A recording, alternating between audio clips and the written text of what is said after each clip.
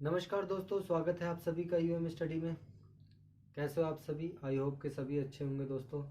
दोस्तों हम last class में जो हम पढ़ रहे थे वो क्या पढ़ रहे थे, हमने जान लिया था भारतीय राज व्यवस्था या इंडियन पॉलिटी का इतिहास जाना था। और हमने जाना था इसी के अंदर कि जो भारत के अंदर सबसे पहले अंग्रेज़ जॉन मिल्डन हॉल और रॉल्फ फिंच नाम के दो अंग्रेज़ जो थल मार्ग से आए थे, और जो कैप्टन विलियम हॉकिंस नाम का अंग्रेज था, तो वो दोस्तों किससे आया था? वो समुद्री मार्ग से आया था। और हमें ये याद रखना है क्योंकि ये एग्जाम में कई बार पूछा जा चुका है कि भारत के अंदर समुद्री मार्ग से आने वाला सबसे पहला अंग्रेज कौन था? तो कौन था दोस्तों?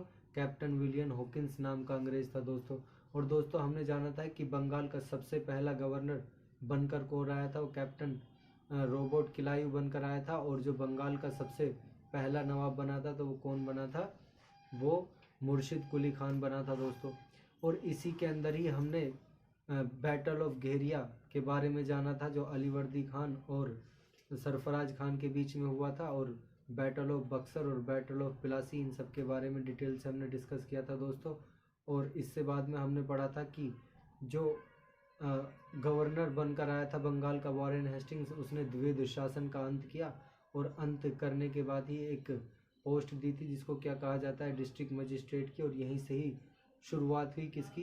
कॉन्स्टिट्यूशनल डेवलपमेंट ऑफ इंडिया या भारत के संवैधानिक विकास की। और दोस्तों अब हम क्या स्टार्ट करेंगे?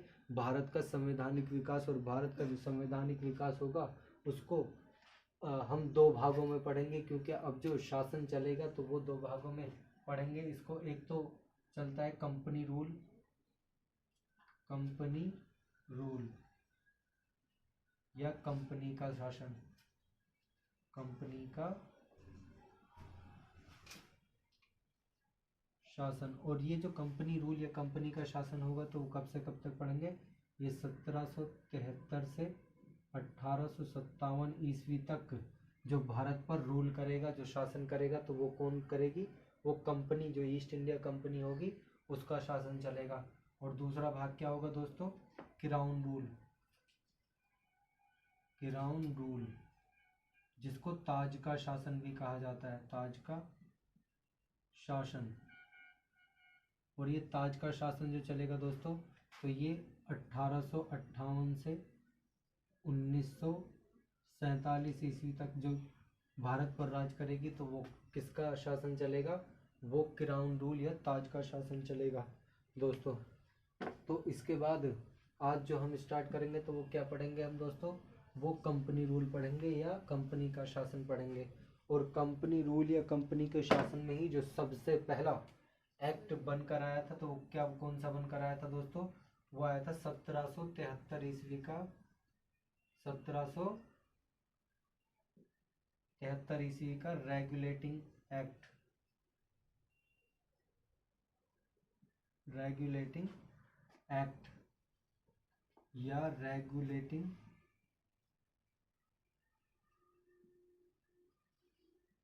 रेगुलेटिंग अधिनियम।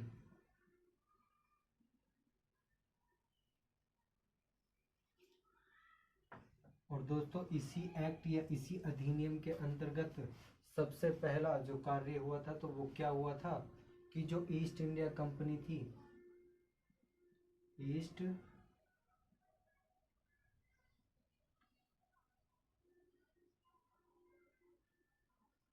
इंडिया कंपनी को 20 साल का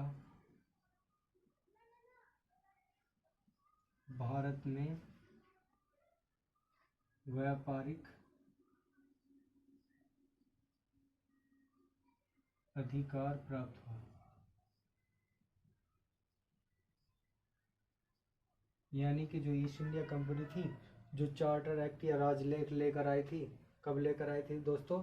सन 1600 में लेकर आई थी दोस्तों चार्टर एक्ट। लेकिन अब जो ये यहाँ पर जो व्यापार करेंगे तो वो कब से कब तक करेंगे? यानी 1773 ईस्वी से अब ये कब तक करेंगे? 1793 ईस्वी तक। यानी कि जो एक्ट आया था तो इसमें ईस्ट इंडिया कंपनी को 20 साल के लिए भारत के अंदर व्यापार करने का एकाधिकार प्राप्त हुआ दोस्तों। और इसके बाद दूसरा काम क्या हुआ? जो ईस्ट इंडिया कंपनी थी उसमें 24 बोर्ड ऑफ डायरेक्टर्स नियुक्त किए गए। कितने नियुक्त किए गए थे? 24 बोर्ड ऑफ डायरेक्टर नियुक्त किए गए थे दोस्तों। और प्रत्येक बोर्ड ऑफ डायरेक्टर्स का जो कार्यकाल होता था तो वो कितने का साल का होता था दोस्तों? वो 6 वर्ष का होता था या 6 ईयर्स का होता था दोस्तों। यानी कि एक बोर्ड ऑफ डायरेक्टर जो होगा वो 6 साल तक ईस्ट इंडिया कंपनी में कार्यरत रहेगा। इसके बाद क्या हो जाता था? वो रिटायर हो जाता था दोस्तों। तो तीसरा कार्य क्या हुआ था दोस्तों? इसके अंतर्गत तीसरा कार्य क्या हुआ था कि बंगाल के गवर्नर को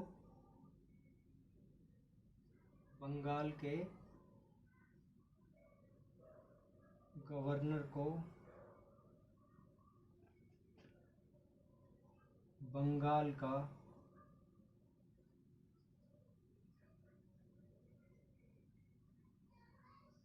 गवर्नर जनरल कहा जाने लगा।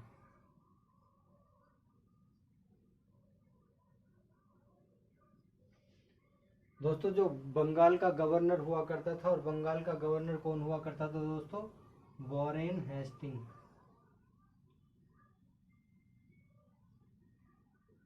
और वॉरेन हेस्टिंग्स को क्या कहा जाने लगा?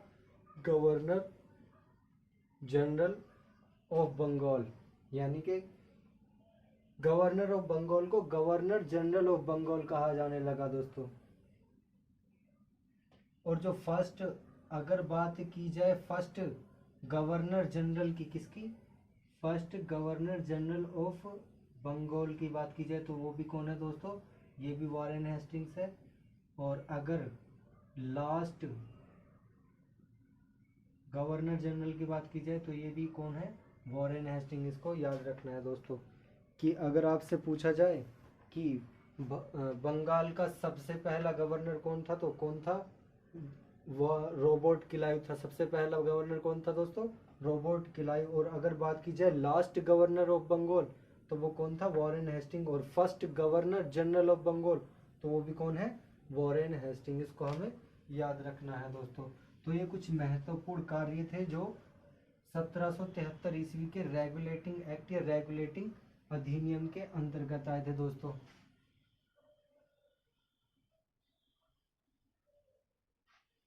दोस्तों जैसे ही ये कार्य हुए तो यहीं से ही स्थापना हुई किसकी? एग्जीक्यूटिव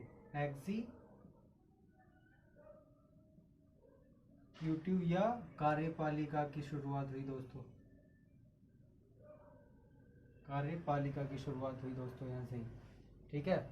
और 1774 ईस्वी में 1774 में ही क्या हुआ था कि एक सर्वोच्च न्यायालय या सुप्रीम कोर्ट की स्थापना की गई। कहाँ पर की गई थी?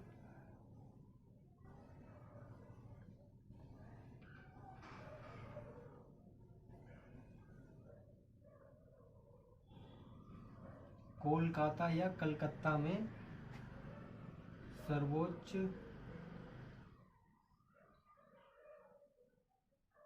न्यायालय की स्थापना हुई। 1774 ईस्वी में कोलकाता में सर्वोच्च न्यायालय की स्थापना हुई दोस्तों। और इसी में ही जो चीफ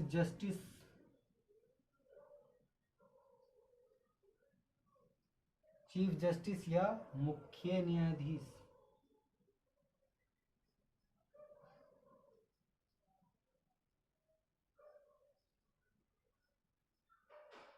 मुख्य न्यायाधीश किसको बनाया था दोस्तों? वो लॉर्ड एलिजा एम्पे को बनाया था। Lord Elijah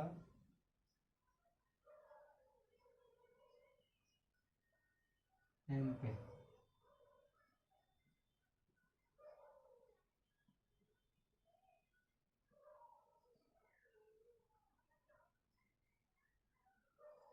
Lord Elijah Impey को क्या बनाया दोस्तों?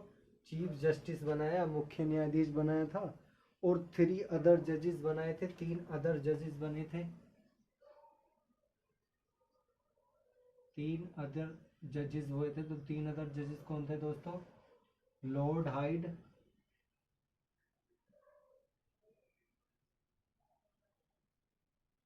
एक तो था, एक कौन था? लॉर्ड हाइड और दूसरा लॉर्ड चैम्बर्स।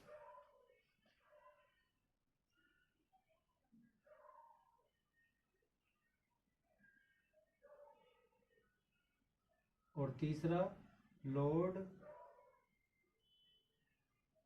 लेपिंस्टर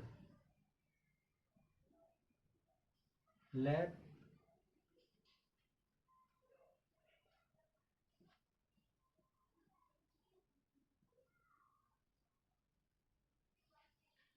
तीसरा कौन था? लॉर्ड लेपिंस्टर।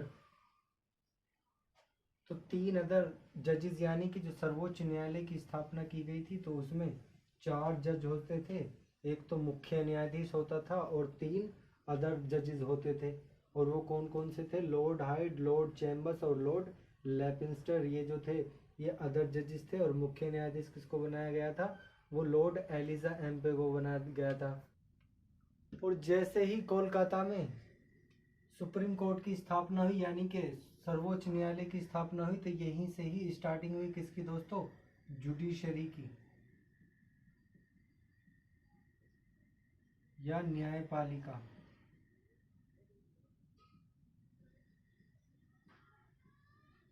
न्यायपालिका की स्टार्टिंग हुई दोस्तों। तो इसी के अंदर और भारत के अंदर जो अगला एक्ट बनकर आया था तो वो कौन सा एक्ट बनकर आया था दोस्तों? Act of settlement. ये कौन था? ये आया था तुम्हारा 1781 ईस्वी का एक्ट ऑफ सेटलमेंट या संशोधन अधिनियम। 1781 ईस्वी का एक्ट ऑफ सेटलमेंट या संशोधन अधिनियम। और ये दोस्तों क्या था एक्ट ऑफ सेटलमेंट या संशोधन अधिनियम?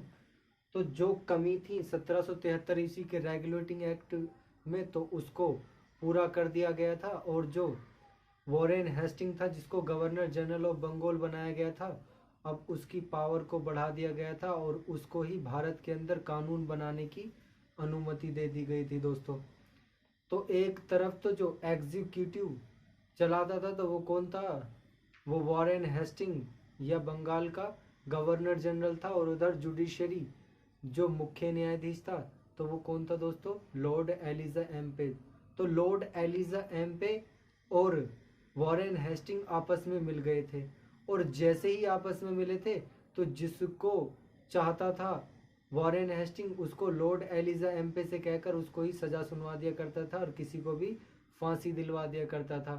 और जैसे ही ये इस तरीके से करने लगे और कानून का दुरुपयोग करने लगे तो तभी इन पर कुशासन का आरोप लगाया था। वो किसने लगाया था? नंद कुमार और चेत सिंह और घसीटी बेगम ने इन पर जो है कुशासन का आरोप लगाया। और जैसे ही कुशासन का आरोप लगाया तो तभी वॉरेन हेस्टिंग ने लॉर्ड एलिजा एम्पे से कहकर इनको भी फांसी दिलवा दी गई थी दोस्तों।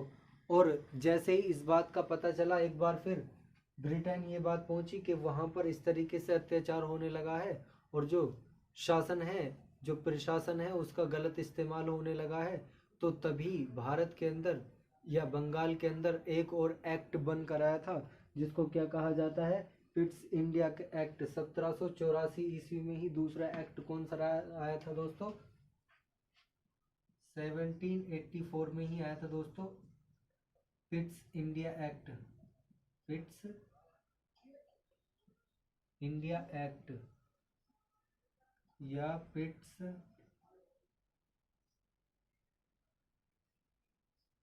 इंडिया अधिनियम।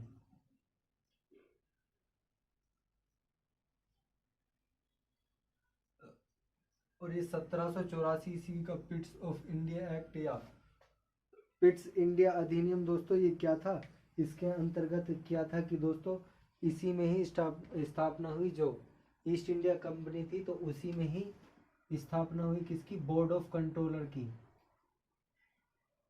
बोर्ड ऑफ कंट्रोलर नियुक्त किए गए। और ये बोर्ड ऑफ कंट्रोलर जो थे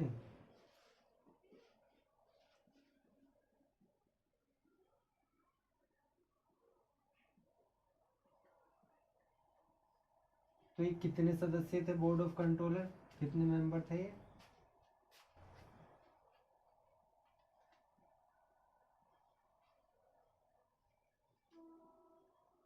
ये 6 मेंबर हुआ करते थे दोस्तों। यानी कि कंपनी के अंदर कोई ऐसा दोबारा कानून का दुरुपयोग ना हो, तो इसी के लिए ही बोर्ड ऑफ कंट्रोलर नियुक्त किए गए थे। और जो कितने थे, वो 6 मेंबर थे बोर्ड ऑफ कंट्रोलर के दोस्तों।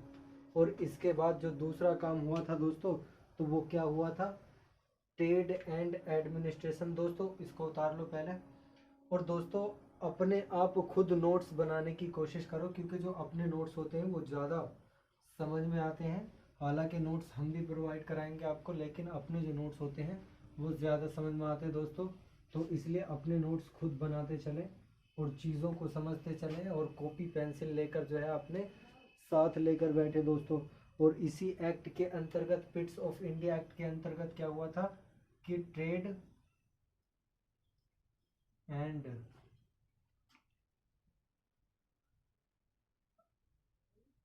Administration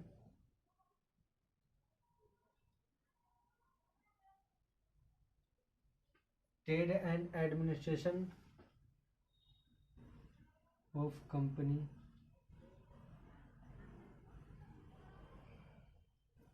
was separated।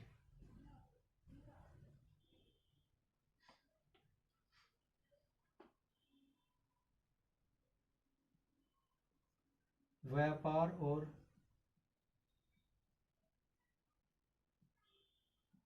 प्रशासन को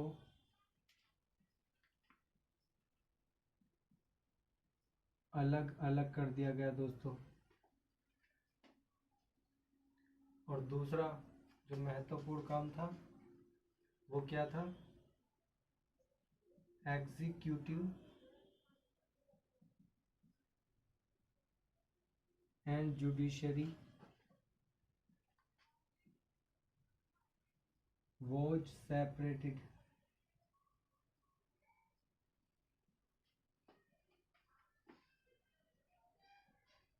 कार्यपालिका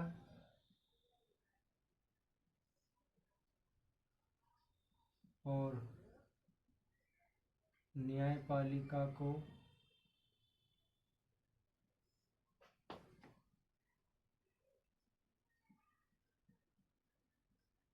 अलग कर दिया।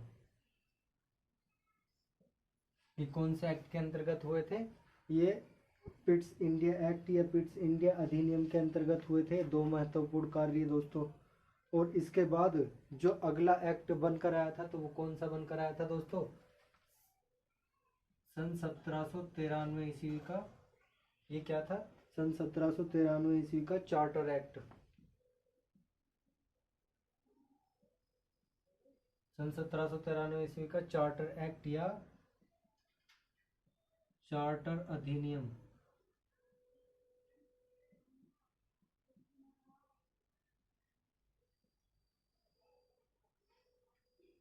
और दोस्तों क्या था ये चार्टर एक्ट या चार्टर अधिनियम, तो इसके अंतर्गत सबसे पहला जो कार्य हुआ था दोस्तों, तो वो क्या हुआ था, इसके अंतर्गत जो चार्टर एक्ट या चार्टर अधिनियम था, तो इसके अंतर्गत क्या हुआ था कि जो ईस्ट इंडिया कंपनी थी उसको 20 साल के लिए व्यापारिक अधिकार प्राप्त हुआ था दोस्तों। इसके अंतर्गत क्या कार्य हुए थे, जो ईस्ट इंडिया कंपनी है उसको 20 साल के लिए भारत के अंदर व्यापार करने की अनुमति प्राप्त हुई। क्योंकि जो 20 साल की व्यापार करने की जो अनुमति प्राप्त हुई थी, वो तो कौन से 1773 ईस्वी का जो रेगुलेटिंग एक्ट आया था उसके अंतर्गत हुई थी। और अब जो ये चार्टर एक्ट आया 1793 ईस्वी का, तो इसके अंतर्गत जो पहला कार्य हुआ था वो क्या था, कंपनी को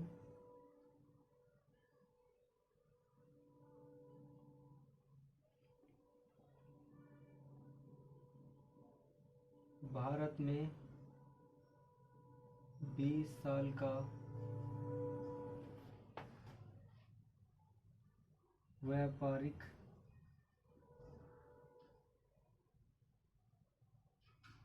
अधिकार प्राप्त हुआ।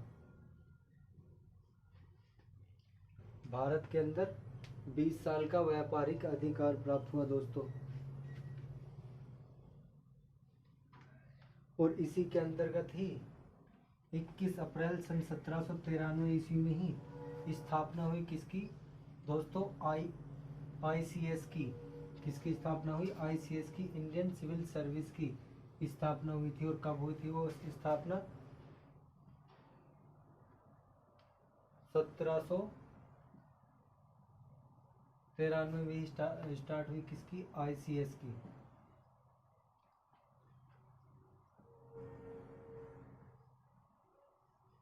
इसके अंतर्गत ही 1793 ईस्वी में ही स्थापना हुई ICS की, इंडियन सिविल सर्विस। इंडियन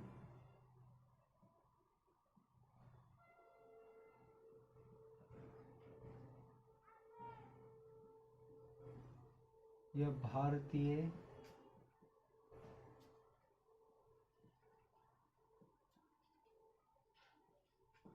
नागरिक सेवा।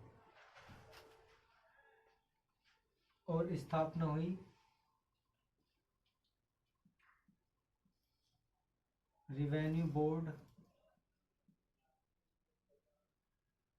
राजस्व पुलिस, राजस्व बोर्ड और राजस्व पुलिस की।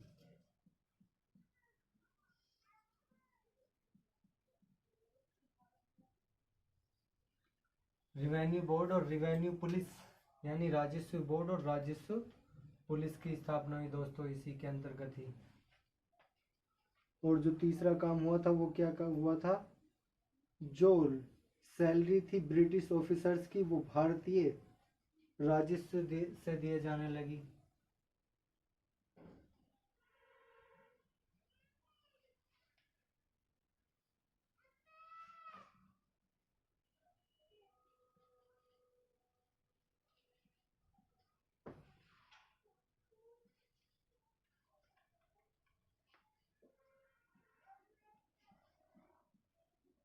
ब्रिटिश अफसरों का वेतन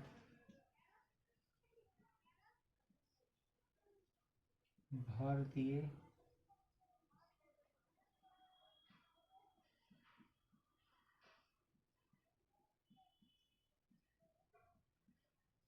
राजस्व से दिए जाने लगा। तो दोस्तों ये महत्वपूर्ण काम हुए थे वो किसके अंतर्गत हुए थे? जो तुम्हारा 1793 ईस्वी का चार्टर एक्ट आया था दोस्तों। और आज के लिए बस इतना ही, फिर मिलेंगे।